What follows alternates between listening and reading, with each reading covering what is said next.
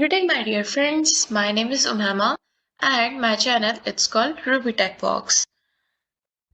In this video, I will discuss the important questions for Computer Science Class 12, Karachi Board. Let's get started. So, आपके सामने कुछ most important chapters हैं जो show हो रहे होंगे। आप जैसे कि चैप्टर नंबर 1 है, चैप्टर नंबर 1 में से आपका एक क्वेश्चन आ जाता है बेसिक कॉन्सेप्ट से रिलेटेड, ज़्यादातर एरर से रिलेटेड आ सकता है कि एरर क्या होता है, कंपाइलर क्या होता है, इस टाइप के बेसिक कॉन्सेप्ट से रिलेटेड क्वेश्चंस आते हैं। चैप्टर नंबर 2 में कंट्रोल स्ट्रक्चर का है जो मोस्ट इंपॉर्टेंट क्वेश्चन है, जो कि आता है 1 साल 2 साल छोड़ छोड़ के क्लास में आता है। और उसके अंदर बाकी एल्गोरिथम और फ्लो चार्ट है, उसके आपको बेसिक कॉन्सेप्ट्स पता होने चाहिए, आपको इसके सैम्पल्स वगैरह पता होना चाहिए। तो 1 और 2 50-50 है, मतलब अगर इसके आप बस ये कुछ क्वेश्चन ही अगर आप कर ले तो काफ़ी है। फिर आ जाता है chapter number 3, most important chapters हैं ये। चैप्टर नंबर 3, 5, 9, 8, 15, 4 और 7, ये चैप्टर्स जो हैं इनमें से लाजमी कुछ ना कुछ आता है और लॉन्ग क्वेश्चन भी इन्हीं चैप्टर्स में से आते हैं। तो कोशिश कीजिएगा ये चैप्टर्स बिल्कुल नहीं छोड़िएगा, इसमें कुछ ना कुछ आता है लाजमी। तो मैंने इसमें से कुछ आपसे इस वीडियो में 9, 8 और 15 और आई थिंक हाँ 7 भी, ये इसमें नहीं है पार्ट, वो नेक्स्ट वीडियो में कवर कर दूंगी।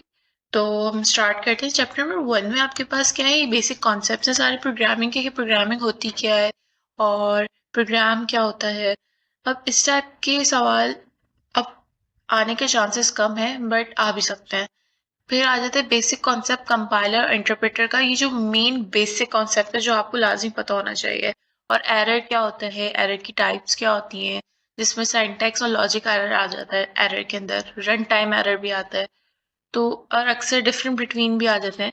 तो इसकी आप प्रिपरेशन इस तरह करो कि डेफिनेशन देखो और फिर उसके बाद आपस में जैसे इनकी टाइप्स है तो उनको डिफ्रेंशिएट करके करो। अगर डिफाइन करने को एक्सप्लेन आए तो उसी पार्ट को उनके निकाल के एक्सप्लेन भी कर दो। फिर इसके बाद आ जाता है आपके पास ऑब्जेक्ट ओरिएंटेड और प्रोसीजर ओरिएंटेड लैंग्वेज क्या होती है, इनके डिफरेंट बिटवीन आपको पता होने चाहिए। फिर कैरेक्टरिस्टिक्स आ गई। तो बस ये बेसिक कॉन्सेप्ट्स थे, क्वेश्चंस जो कि आपके आते हैं फर्स्ट चैप्टर में से। और फिर एक्सप्लेन करना प्रोग्रामिंग प्रोसेस को, ये इतना इम्पोर्टेंट नहीं है, बट कि फिर भी मैंने मेंशन इसलिए किया कि ताकि आपको पता हो कि अगर जब हम प्रोग्रामिंग करते हैं तो प्रोग्रामिंग सबसे पहले हमें क्या होता है, क्या प्रोसेस होता है प्रोग्रामिंग का। ये नहीं कि हम डायरेक्ट कोड करने बैठ जाते हैं, आपको बेसिक चीज़ें भी समझनी पड़ती हैं, स्टेप बाय स्टेप हर चीज़ समझनी पड़ती है। डायरेक्ट ये नहीं कि आप फॉरन एडवांस लेवल पे चले जाओ। अगर आप डायरेक्ट चाहते हो कि मैं एडवांस लेवल पे जंप करूं तो ऐसा पॉसिबल नहीं है। और आपको जब तक आप बेसिक नहीं समझ लोगे ना, जब तक आप एडवांस लेवल पे नहीं आ सकते। और अगर प्रोग्रामिंग की बात करें तो यहाँ आपकी बुक में प्रोग्रामिंग का कॉन्सेप्ट जो दिया हुआ है प्रोग्रामिंग प्रोसेस का, वो प्रोग्रामिंग बेसिकली हम उसको सॉफ्टवेयर इंजीनियरिंग भी कह सकते हैं, और सॉफ्टवेयर इंजीनियरिंग का एक पूरा प्रोसेस होता है। तो सबसे पहले आप क्या करते हो, फिजिबल है या नहीं आपकी कंडीशन जो आप बना रहे हो और जिस पे आपको कोड करना है वो फिजिबल है या नहीं, सबसे पहले ये चीज़ देखी जाती है। उसके बाद रिक्वायरमेंट्स देखी जाती हैं कि इसकी क्या रिक्वायरमेंट है। और फर्स्ट को कोई कस्टमर आता है और कहता है मुझे वेबसाइट एप्लीकेशन या गेम या कोई और दूसरा कोई सॉफ्टवेयर बनवाना है, तो वो अपनी सारी रिक्वायरमेंट्स बताएगा। तो आप उसको रिक्वायरमेंट्स आपको हाईलाइट करनी पड़ती हैं कि क्या क्या रिक्वायरमेंट्स हैं। यूजर की रिक्वायरमेंट्स क्या होती हैं, सिस्टम की रिक्वायरमेंट्स क्या होती हैं, बिजनेस की रिक्वायरमेंट्स क्या है, ये सारी चीज़ें आ जाती हैं। फिर उसके बाद इन सबको भी हाईलाइट किया जाता है। सबसे पहले आप देखते हो स्कोप क्या है आपका, और बना क्यों रहे हो, आपका पर्पस क्या है इसका। फिर उसके बाद में जब ये सब चीज़ें थोड़ी सी हो जाती हैं तो फिर हम डिज़ाइनिंग पे आ जाते हैं कि हमारा एक स्ट्रक्चर किस तरह डिज़ाइन होता है। प्रोग्रामिंग अब हम करने तो वैसे तो दिखने में ऐसा लगता है कि एक प्रोग्रामर है वो फॉर्म प्रोग्राम करने बैठ जाता है, ऐसा कुछ नहीं होता। पहले उसको थोड़ा सा पढ़ना पड़ता है, स्टडी करनी पड़ती है कि क्या मतलब मैं जो मैं सिस्टम बना रहा हूँ उसके अंदर वो उसको किस तरह बनाना है। तो पहले उसका स्ट्रक्चर बनता है। स्ट्रक्चर बनने के बाद क्या होता है, स्ट्रक्चर में आपके पास बहुत सारी डायग्राम्स आती हैं, डिजाइनिंग में आर्किटेक्चर्स आते हैं और कुछ फ्रेमवर्क्स हैं वो यूज होते हैं। डायग्राम्स होती हैं जो मोस्ट है, यूएमएल आ गई, सीक्वेंस आ गई, और फिर उसके बाद आ जाता है क्लास डायग्राम होती है, काफी मतलब डायग्राम्स आती हैं। तो वो अलग अलग इनके पर्पस होते हैं जो यूज होती हैं ये, तो वो डायग्राम्स आ जाती हैं। उसके बाद ना क्या होता है, फिर जाके आप एक कोड करने बैठते हो और कोड करने के बाद फिर टेस्टिंग आती है और टेस्टिंग के बाद मेंटेनेंस। और मेंटेनेंस तो मस्ट है, मतलब हर आप एक जब सॉफ्टवेयर बनाते हो ना वो मेंटेनेंस उसको बार बार करना मस्ट होता है। अगर आप उसको मेंटेन करना छोड़ दोगे ना तो वो एक टाइम पे आके डेड हो जाएगा। तो इस वजह से मेंटेनेंस तो सबसे मोस्ट इम्पॉर्टेंट है और वो चलता ही रहता है, वो कंटिन्यू रहता है वो प्रोसेस। तो ये आपका प्रोग्रामिंग प्रोसेस इसको हम कहते हैं। तो इसका आपको थोड़ा सा बेसिक कॉन्सेप्ट्स पता होना चाहिए ताकि आप आगे भी अगर आप सॉफ्टवेयर इंजीनियरिंग में जाते हो या दूसरी किसी फील्ड में जाते हो कंप्यूटर की, तो आपको एक आइडिया हो कि किस तरह चीजें वर्क करती हैं। फिर बात कर लेते हैं हम चैप्टर नंबर 2 की। तो चैप्टर नंबर 2 में आपके पास आ जाता है एल्गोरिथम और फ्लो चार्ट। अब देखिए इसमें कौन से क्वेश्चंस आते हैं। इसमें अक्सर जो आ रहा है ना, मोस्ट कॉमन जो है वो एक कंट्रोल स्ट्रक्चर के नाम से क्वेश्चन है, वो अक्सर इसमें से आता है। और फ्लो चार्ट और जो एल्गोरिथम है वो कभी कभी आते हैं, कभी आते हैं कभी नहीं आते। तो बेसिक है तो मैं तो कहूँगी कर लें, क्योंकि अगर कोई आसान चीज आ रही है पेपर में और अगर आप उसकी प्रिपरेशन नहीं करके जा रहे और आप ऑलरेडी आपको मुश्किल चीज भी नहीं आ रही, तो कम से कम आप आसान चीज तो कर सकते हो ना अगर वो चीज आती है तो। एल्गोरिथम क्या होता है, फ्लो चार्ट क्या होता है, इनके एडवांटेज डिसएडवांटेज, इनके आपस में डिफरेंट बिटवीन, ये आप 9-10 में भी ऑलरेडी कवर कर चुके हो, तो इसको देख लें। फिर उसके बाद कुछ स्टैंडर्ड जो होते हैं एल्गोरिथम के वो आ जाते हैं। फिर उसके बाद आपके पास कुछ इस तरह भी आता है, आपको कंडीशन दे देते हैं और बोलते हैं इसका फ्लो चार्ट ड्रॉ करते हैं। तो आपको सबसे पहले तो प्रोग्रामिंग के basic concepts, if else, loop वगैरह, स्विच कंडीशंस, ये क्या होती हैं ये चीज़ें पता होनी चाहिए। ऑपरेटर्स के बारे में पता होना चाहिए आपको, उनका सिंटैक्स क्या होता है, ये सब चीज़ें आपको नॉलेज होनी चाहिए। तो फिर आप इजीली मतलब ना आप प्रोग्राम लिख भी सकते हो और फ्लो चार्ट भी इजीली बना सकते हो। फ्लो चार्ट के आपके सैम्पल्स पता होने चाहिए कि सैम्पल्स क्यों, हम फ्लो चार्ट में जो सैम्पल्स यूज होते हैं वो आपको पता होना चाहिए कि वो क्या होते हैं, उनका पर्पस क्या है। मेन चीज यही है, उसका यूज कहाँ होता है वो आपको पता होना चाहिए, तो आप इजीली फ्लो चार्ट ड्रॉ कर सकते हो। तो इस टाइप का प्रोग्राम आ सकता है आपके पास। और अगर आप चाहते हो कि इसकी प्रैक्टिस कैसे करें, फ्लो चार्ट ड्रॉ करना है, तो आपके पास बुक में भी बहुत सी एग्जाम्पल्स प्रोवाइड हैं और आपके पास नोट्स वगैरह होंगे तो उसके अंदर भी प्रोवाइड होंगी एग्जाम्पल्स। तो आप ये देखिए कि वो किस तरह क्रिएट हो रहा है, बन किस तरह रहा है। अगर आप 5-6 भी देख लेते हैं ना, थोड़े से मुश्किल वाले और थोड़े से आसान वाले, तो अगर आपको एक दफा समझ आ गया फ्लो चार्ट किस तरह क्रिएट होता है, तो आप इजिली कोई भी क्वेश्चन आएगा आप आराम से कर सकते हो। ये नहीं कि यार मैंने किसी और क्वेश्चन में फ्लो चार्ट बनाया था, ये कुछ और आ गया, तो ऐसा नहीं होता। क्या कहते हैं, अगर आपने कुछ गिनती के थोड़े से मुश्किल और थोड़े से आसान वाले क्वेश्चंस को कर लिया, फ्लो चार्ट ड्रॉ कर लिया उनके, तो आप इजीली बना सकते हो कि आपके पास जो भी आएगा आप कर सकते हो। तो इसके बाद आता है कंट्रोल स्ट्रक्चर। इस चैप्टर का most important part control structure है, जो आपके पास लाजमी आता है। कंट्रोल स्ट्रक्चर्स में हमारे पास 3 आ जाती है, सीक्वेंस, सिलेक्शन एंड आइटरेटिव। अब इसमें क्या है, आपको सबसे पहले इसको डिफाइन करने की ही है क्या, पहले आप देख लो कंट्रोल स्ट्रक्चर होता क्या है। फिर उसके बाद ये कहते हैं इसके डेफिनेशंस आ जाएंगे, इसके सिंटैक्स आ जाएगा और इसके एग्जांपल्स आ जाएंगे कुछ। आप इसको एग्जांपल के तौर पे कोई ना कोई बना दो कि किस तरह रिप्रेजेंट होता है वो। और उसके बाद क्या कहते हैं, आइटरेटिव के कुछ और मजीद मतलब टाइप्स कह लो वो है। तो आइटरेटिव कंट्रोल स्ट्रक्चर की वो भी आपको कवर करनी है, तो उसमें से भी अक्सर पूछा जाता है, ये मोस्ट कॉमन है। तो इनमें से बाज दफा हाफ हाफ क्वेश्चन भी आ जाता है और ये पूरा भी आ जाता है। फिर हम चलते हैं इसके ऑप्शनल। ये आपके पास टाइप, अगर आप फ्लो चार्ट की टाइप पढ़ना चाहते हो आप पढ़ सकते हो, उसके एडवांटेज और डिसएडवांटेज। ये ऑप्शनल है, ये बहुत माइनर केसेस में अगर आगे तो आगे, वरना नहीं आते ये क्वेश्चन। फिर आगे चलते चैप्टर नंबर 3। चैप्टर नंबर 3 आपके पास आता है ओवरव्यू ऑफ सी लैंग्वेज। तो सी लैंग्वेज आपके पास होती क्या है, सबसे पहले तो आप ये देख लो सी लैंग्वेज कहाँ यूज होती है और उसका क्या पर्पस है। ये सब चीजें आप उसको पहले देखो कि है क्या सी लैंग्वेज। फिर उसके बाद अगर हम कोई लैंग्वेज पे काम कर रहे होते हैं ना, तो उसके लिए आईडीई हमें लाजमी चाहिए होता है, इंटीग्रेटेड डेवलपमेंट एनवायरनमेंट, जिससे आप रन करते हो अपना प्रोग्राम। वो आपको सपोर्ट करता है प्लगइन्स वगैरह, डिफरेंट टाइप की लाइब्रेरीज, फंक्शंस, वो सारी चीज़ें वो आपको सपोर्ट करता है और आप उस पर अपनी कोडिंग करते हो।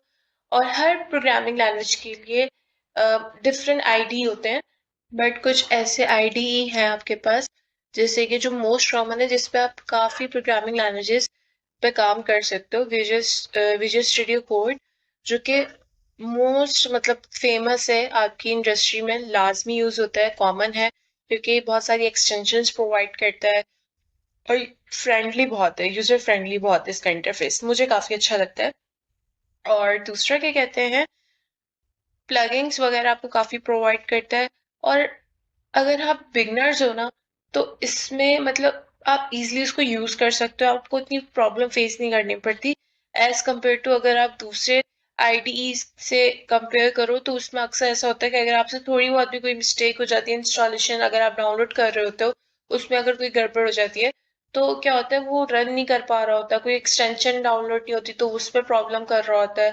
तो ये काफी प्रॉब्लम ना फेस करनी पड़ती है, पर विजुअल स्टूडियो कोड के अंदर इतनी प्रॉब्लम्स आपको फेस करनी नहीं पड़ती अगर आप सब स्टेप बाय स्टेप प्रॉपर तरीके से कर रहे हो तो। फिर उसके बाद हम चलते हैं, अब इसकी कुछ शॉर्टकट कीज होती हैं। अच्छा, हर क्या कहते हैं आईडीई की ना, बाज़ दफा कुछ सेम सेम होती है और बाज़ दफा कुछ डिफरेंट होती हैं शॉर्टकट कीज, जिससे आप डायरेक्ट कोई ना कोई टास्क उसे परफॉर्म करवा सकते हो। तो आप जो भी आईडीई अगर आप सेलेक्ट करते हो, तो उसकी ही हिसाब से आप शॉर्टकट कीज लिखो। और फिर उसके बाद आते हैं आईडी का फंक्शन क्या है। फिर उसके बाद हम हमारे लिए यूजफुल कैसी है सी प्रोग्रामिंग के हिसाब से अगर बात करें तो इस टाइप का भी क्वेश्चन आ सकता है। फिर हम बात करते हैं आपके पास बेसिक स्ट्रक्चर क्या होता है सी लैंग्वेज का, सी प्रोग्रामिंग लैंग्वेज का बेसिक स्ट्रक्चर क्या होता है वो आप देखें। फिर उसके बाद आता है स्केप सीक्वेंस। आपके पास ये क्वेश्चन जो है ये भी मोस्ट इम्पॉर्टेंट क्वेश्चन है। और इसके अलावा आ जाता है different between source program object program, और फिर आ जाता है source code and object code. अच्छा, ये जो सोर्स कोड और सोर्स प्रोग्राम है ना, और ऑब्जेक्ट कोड और ऑब्जेक्ट प्रोग्राम, इनमें ना थोड़ा सा डिफरेंस है। क्या डिफरेंस है? सोर्स प्रोग्राम जो है ना वो पूरे ओवरऑल को कहते हैं, मतलब ये जो आपकी पूरी फाइल होती है ना उसको टारगेट कर रहा होता है। और सोर्स कोड से मुराद ये होता है कि वो जो लाइंस होती है ना, डिफरेंट उस कोड के अंदर जो लाइंस होती हैं, सॉरी उस फाइल के अंदर, तो उनको आप सोर्स कोड कह सकते हो। तो ये वर्ड जो है ना, लग तो ऐसा रहा है कि मिलता जुलता सेम ही होगा, बट थोड़ा सा डिफरेंस है। सोर्स प्रोग्राम अगर बोले एंड ऑब्जेक्ट प्रोग्राम, तो उसके हिसाब से आप डिफरेंट बिटवीन चेक कीजिएगा। और source code and source object code बोले तो उसके हिसाब से। फिर उसके बाद सिमिलर है, बस थोड़ा सा डिफरेंट बिटवीन है, इसके आप देख लीजिएगा। फिर उसके बाद आता है इसके करेक्टरिस्टिक्स, आपकी सी की क्या करेक्टरिस्टिक्स है, जनरल करेक्टरिस्टिक्स ये आप देख लो। फिर इसके बाद हम चाहते हैं बेसिक स्ट्रक्चर, जो आप लिख रहे हो ना बेसिक स्ट्रक्चर, ये मैंने एग्जांपल आपको दे भी दी, एक बेसिक स्ट्रक्चर बना हुआ है, इसमें एक लाइब्रेरी यूज हुई है, एक मेन मेथड यूज हुआ है और उसके अंदर एक स्टेटमेंट है। तो इसको थोड़ा सा ना डिफाइन करना होता है। तो क्या क्या डिफाइन करना है, इंक्लूड क्या होता है, इसके साथ studio.h क्या है, ये आपके ऐसे एक हेडर फाइल होती है, तो ये इसको कहते क्या है, इसको सब पर्पस क्या होता है, ये सब चीजें आपको बतानी है इसके अंदर ना। और इसके साथ साथ मेन वॉइड क्या है, एक आपका एक मेन मेथड है, इसका क्या पर्पस है, आप इसको ये थोड़ा सा एक्सप्लेन कर दो। और इसका कर्ली ब्रैकेट्स क्या है, आपकी बॉडी जो आपकी शो कर रहा होता है। फिर स्टेटमेंट्स अगर हम लिखते हैं तो जैसे प्रिंट एफ है वो क्या है। फिर जो आपने इन्वर्टेड कॉमास के अंदर लिखा हुआ है वो क्या चीज है। फिर ये आपने सेमी कॉलन बनाया हुआ है, ये टर्मिनेट का साइन होता है, टर्मिनेटर का। तो ये लाजमी होता है जब भी आप कोई कोड लिख रहे हो सी के अंदर, तो उसकी जहां एंड पॉइंट है उस लाइन का, वहां ये लाजमी आपको साइन बनाना होता है, तो इसका पर्पस देख लो। तो ये चीजें जो आ गई आपकी चैप्टर नंबर 3 से आ गई। फिर हम चलते चैप्टर नंबर 4। अच्छा, इसके अंदर ये सारे वो चीजें मैंने ऐड करी हैं जो मोस्ट इंपॉर्टेंट है, जो बार बार रिसाइकलिंग एक तरीके से नहीं होती, जो बार बार चीजें रिपीट हो रही होती, वही चीज है। तो ये सारे वो क्वेश्चन है जो आपके बार बार रिपीट होते रहते हैं और ये आपके आते हैं लाजमी। तो इन सारे क्वेश्चंस को छोड़ना बेवकूफ़ी है, अगर आपको अच्छे मार्क्स चाहिए ना तो ये क्वेश्चंस बिल्कुल भी नहीं छोड़िएगा। फिर आ जाता है चैप्टर नंबर 4, इस ये आपका सी फंडामेंटल्स है। अब ऊपर ओवरव्यू था सारा, इसके अंदर क्या है आपके इसके बेसिक फंडामेंटल्स हैं। अब देखें, फंडामेंटल्स में बेसिक सबसे पहले आ जाता है जब हम वेरिएबल्स आ जाते हैं, इनिशियलाइज उनको किस तरह करते हैं, डेटा टाइप्स आ जाती हैं, ये मोस्ट इंपॉर्टेंट होती हैं जो आपको पता होनी चाहिए। अगर आप प्रोग्रामिंग लैंग्वेज अगर चॉइस करते हो, फर्स्ट करो आप सॉफ्टवेयर इंजीनियर बनना चाहते हो, कंप्यूटर साइंस वगैरह कुछ भी, तो वहाँ ये फंडामेंटल का एक अलग से कोर्स होता है हमारे, जिसके अंदर सी लैंग्वेज ही आपको पढ़ाई जाती है। लाजमी ये सारी बेसिक्स पता होनी चाहिए, पर अगर अभी भी नहीं पता आपको तो कोई बात नहीं, अगर आप यूनिवर्सिटी लेवल पे आओगे तो जब भी आपको वो चीज़ें आपको पढ़ाई जाती हैं, बट वो उतने अच्छे से नहीं पढ़ाई जाती और ना ही उस टाइम पे इतना टाइम होता है कि इन चीज़ों को डिटेल से पढ़ा जाए, इनके कॉन्सेप्ट्स को अच्छे से समझा जाए। तो अगर आपको 12th के अंदर मौका मिल रहा है पढ़ने का तो इसको डिटेल से पढ़ें, अच्छे से पढ़ें, ताकि अगर आप आगे जब यूनिवर्सिटी लेवल पे जाएं तो आप क्या कहते हैं, आपको ये बेसिक्स पता हो, आपको इस पे ज्यादा एफर्ट नहीं डालनी पड़े। सबसे पहले इसमें आ जाता है कि वेरिएबल्स क्या होते हैं, लोकल वेरिएबल्स, ग्लोबल वेरिएबल्स, ये बेसिक कॉन्सेप्ट्स है जो आपको पता होनी चाहिए अगर आप एक एज अ प्रोग्रामर है और आपको यहाँ पे प्रोग्रामिंग का शौक है। तो ये बेसिक चीजें हैं। फिर उसके बाद इनके रूल्स वगैरह आ जाएंगे, इसको क्या रूल्स होते हैं कंस्ट्रक्ट करने के, अच्छा आइडेंटिफाई करना वैलिड और इनवैलिड वेरिएबल्स, ये भी अक्सर आ जाता है। फिर उसके बाद आता है डेटा टाइप। डेटा टाइप्स क्या होती हैं और सी लैंग्वेज के अंदर, और जैसे कि जो मोस्ट कॉमन है ना जो सब लैंग्वेज में होती है, इंट, कैरेक्टर, फ्लोट, डबल, और आपके पास स्ट्रिंग भी आ जाता है जो कि इसमें मेंशन नहीं है। और ये जो होती है ना, ये मोस्ट कॉमन डेटा टाइप्स होती हैं आपकी सी लैंग्वेज के अंदर भी और बाकी सब में भी। तो इनके सबके कॉन्सेप्ट जो होते हैं ना वो सेम होते हैं, नहीं कि सी में अलग है और जावा में अलग है, या फिर हम बात कर लेते हैं पाइथन में अलग है, ऐसा कुछ नहीं होता। इन सब के कॉन्सेप्ट सेम। तो आप सबसे पहले देख लो कि इनका रोल क्या है, इनका पर्पस क्या है, फिर उसके बाद आ जाता है ये यूज कहाँ हो रहा होता है, वो पर्पस के अंदर ही आ जाएगा। फिर उसकी रेंज होती है कुछ, वो आप देख लो, बाइट्स देख लो, उसके बाइट रेट्स कितनी है इसकी, फॉर्मेट स्पेसिफायर रहता है इसका, वो चेक कर लो क्या होता है, मतलब लिखने का एक तरीका होता है, वो आ जाता है आपका इसमें। फिर उसके बाद उसकी एक्सप्लेनेशन, कोई भी एग्जाम्पल, बेसिक एग्जाम्पल क्रिएट कर दो और वो लिख दो, तो इस तरह ही हो जाएगा। अब इसके बाद इसमें आ जाता है शॉर्ट, लॉन्ग, अनसाइन एंड अनसाइन। ये अलग कॉन्सेप्ट आ जाता है, इसके अंदर ही आता है, इन सबके अलग होता है। इनके लिए भी आता है, ये 4 यूज और होते हैं, करेक्टर के लिए भी 4 यूज और होते हैं, बट ये वाला इतना आता नहीं है। बट इनके थोड़े से कॉन्सेप्ट देख लेना ये होता क्या है। फिर इसके बाद आगे चलते हैं, डिफाइन करना है फॉर्मेट स्पेसिफाई, ये होते क्या है इसको देख लें आप। और अब इनको यूज किस तरह किया जाता है ये आप देख लें कॉन्सेप्ट। आइडेंटिफायर्स एंड कीवर्ड्स क्या होते हैं, और वैलिड आइडेंटिफायर्स आपको पता होने चाहिए कि इनवैलिड और वैलिड आइडेंटिफायर्स कौन से हैं। कुछ आपको दे दिए इसके अंदर, आप इसमें से ये मेन मोस्ट है जो आपको पता होना चाहिए, इसमें से वैलिड कौन है और इनवैलिड कौन से।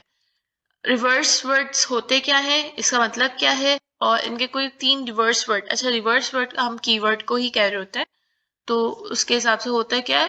और दूसरा उनके कोई भी एग्जाम्पल आप देते हैं, कोई भी 3 रिवर्स वर्ड डिफाइन कर दें। फिर कांस्टेंट आ जाता है, कांस्टेंट क्या होता है और उसको किस तरह डिक्लेयर किया जाता है, डिक्लेरेशन इसकी किस तरह होती है, और कोई एग्जाम्पल आप दे दें। फिर उसके बाद आता है कांस्टेंट और वेरिएबल में, ये अक्सर मोस्ट कॉमन है जो कि आप जब यूनिवर्सिटी लेवल पे आते हो तो वहां भी अक्सर ये क्वेश्चंस पूछे जाते हैं, कांस्टेंट और वेरिएबल में क्या फर्क है। फिर आ जाते हैं चैप्टर नंबर 5। तो चैप्टर नंबर 5 में आपके पास आ जाते हैं ऑपरेटर्स, ऑपरेटर्स के बारे में सारा। तो ऑपरेटर्स क्या होते हैं उनको एक्सप्लेन कर दें, उनके बेसिक टाइप्स को। तो ये आपको अक्सर लॉन्ग में भी आ जाता है और शॉर्ट में आता है। तो इन ऑपरेटर्स में से जैसे कि रैशनल ऑपरेटर के बारे में पूछ लिया क्या होता है, इसकी कोई एग्जाम्पल बता दो, शॉर्ट में इस तरह आता है, अगर लॉन्ग में आता है तो ये पूरा ही मांग लेते हैं।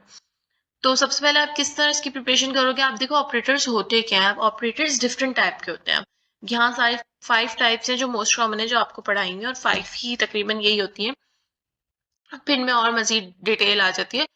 तो पहले आप देख लो कि डिफाइन किस तरह किया जाता है और इसके अंदर कौन कौन से साइन आते हैं, क्योंकि डिफरेंट साइंस होते हैं, अर्थमेटिक ऑपरेटर्स के अलग होते हैं, रिलेशनल, लॉजिक, बुलियन, इन सब के अलग अलग साइंस होते हैं। तो वो आप चेक करो, उनके बारे में थोड़ा सा पढ़ लो, अगर आपके पास नोट्स में गिवन है या बुक में भी गिवन है ये चीजें, तो ये भी चीजें आ गई। इसके बाद एग्जाम्पल देख लो इससे रिलेटेड, तो आपका ही कवर हो जाएगा।